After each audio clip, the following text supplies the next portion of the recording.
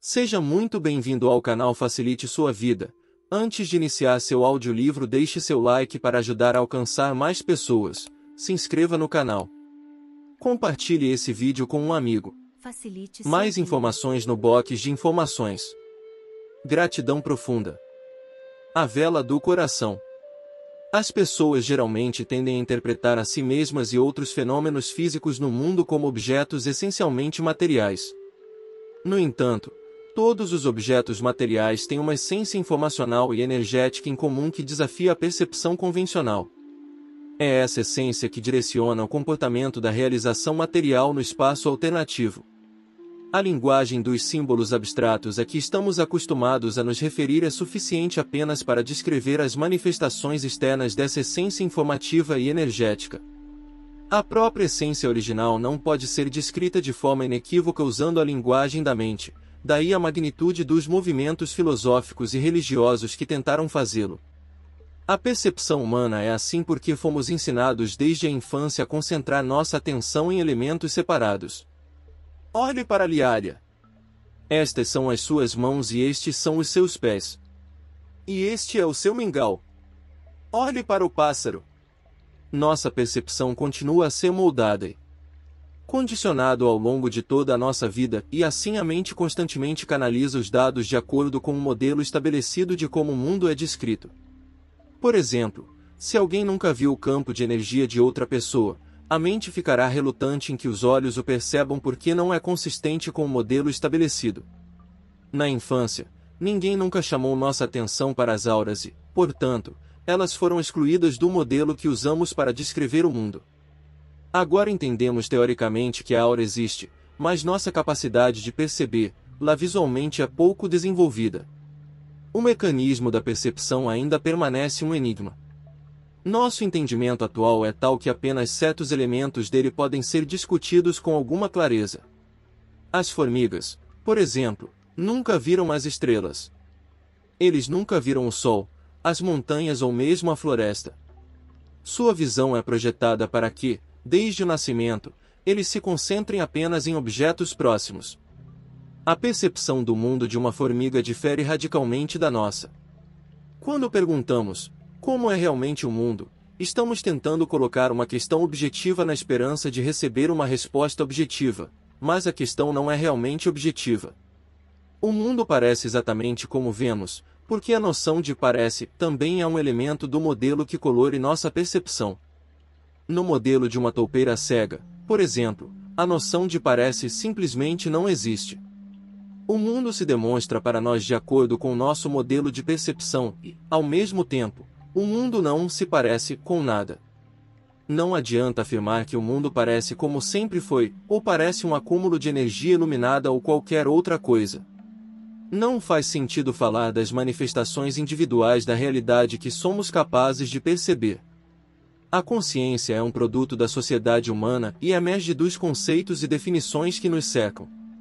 Enquanto a alma, subconsciente, faz parte do homem desde o nascimento, a consciência é adquirida à medida que o mundo circundante se torna definido por ideias e definições em termos de linguagem humana. O mundo não existe apenas porque as pessoas o descreveram usando seus próprios conceitos. Nesse sentido, a alma humana será sempre analfabeta, pois não compreende a linguagem humana das palavras. O coração só é capaz de compreender as coisas que chamamos de sentimentos. Primeiro surge um pensamento e só depois é formulado em palavras. Você não precisa ter palavras para pensar. Os pensamentos são primários, não as palavras, e os pensamentos são os linguagem que o subconsciente pode entender. Não adianta tentar se comunicar com o subconsciente na linguagem do intelecto. O conjunto existente de conceitos que a sociedade usa está longe de ser suficiente para expressar a totalidade da experiência humana.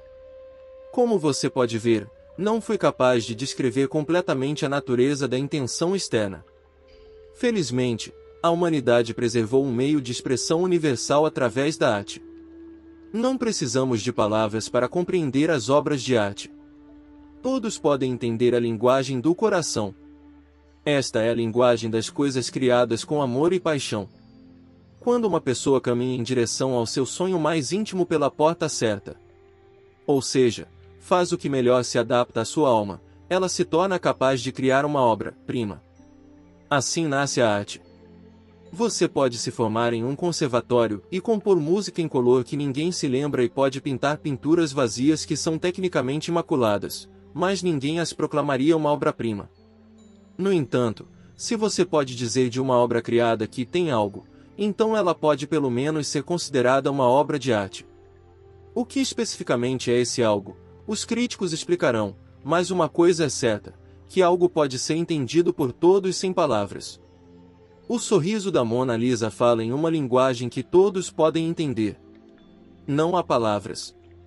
As palavras não conseguem expressar as coisas que entendemos instintivamente.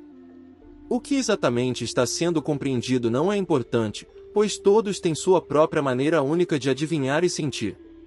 Claro que você poderia explicar que o sorriso da Mona Lisa é misterioso ou que tem uma qualidade indescritível, etc., mas as palavras ainda são impotentes para explicar aquele algo especial que faz da pintura nada menos que uma obra-prima. Não é apenas a qualidade indescritível do sorriso da Mona Lisa que evoca um interesse tão ávido. Você já reparou que o sorriso da Mona Lisa é semelhante ao sorriso do Buda? As pessoas dizem que o Buda alcançou a iluminação durante sua própria vida.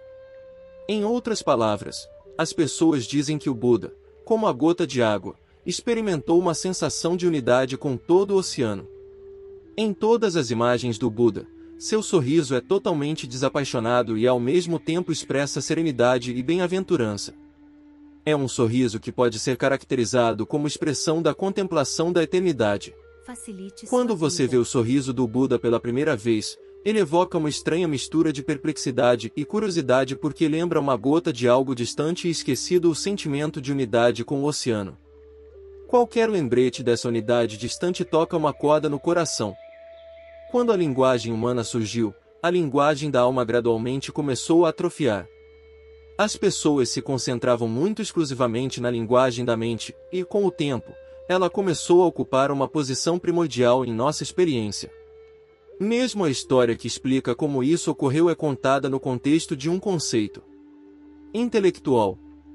Uma distorção do processo é descrita na lenda da Torre de Babel, segundo a qual os deuses ficaram zangados com o homem por não conseguir construir um edifício que chegasse à altura dos céus e assim confundiram as línguas do homem para que as pessoas não seriam mais capazes de se entender.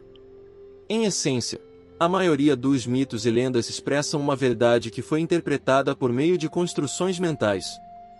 Talvez a torre alta sirva de metáfora para o poder que as pessoas receberam quando aprenderam a expressar sua vontade conscientemente na linguagem da mente. Como já dissemos, o coração pode sentir o vento da intenção exterior, mas não é capaz de levantar uma vela para aproveitar a força do vento. A vontade da mente, no entanto, pode levantar uma vela. A vontade é um atributo da percepção consciente. O voo subconsciente do coração nos ventos da intenção externa é espontâneo e descontrolado, enquanto a percepção consciente permite que a vontade pessoal seja expressa deliberadamente. Inicialmente, antes que as linguagens do coração e da mente se tornassem tão divorciadas uma da outra, a conexão harmoniosa entre coração e mente foi facilmente alcançada. Mais tarde, a mente se concentrou tão intensamente na construção de uma visão de mundo baseada em suas próprias referências que seu conhecimento da intenção externa foi deixado para trás. Devido ao colossal esforço intelectual, a mente alcançou um sucesso notável no mundo texotrônico da realização material, mas perdeu a conexão com tudo que está de alguma forma relacionado ao espaço alternativo não realizado. É porque a mente se distanciou radicalmente de uma compreensão da intenção externa que tantas ideias dentro do modelo Transurfing parecem implausíveis. A mente pode recuperar o conhecimento que foi perdido, mas para isso deve haver uma conexão entre o coração e a mente. A dificuldade é que o coração, ao contrário da mente, não pensa, ele sabe. Enquanto a mente considera a informação que recebe passando pelo filtro analítico da visão de mundo template, o coração recebe o conhecimento diretamente do campo da informação, sem submetê-lo à análise, e comunica com a intenção externa da mesma maneira. A fim de tornar esta comunicação mais focada, deve haver concordância entre a vontade da mente e os esforços do coração. A união entre coração e mente é essencial. Se você conseguir essa conexão, a vela do seu coração se encherá com o vento da intenção externa e o levará diretamente ao seu objetivo.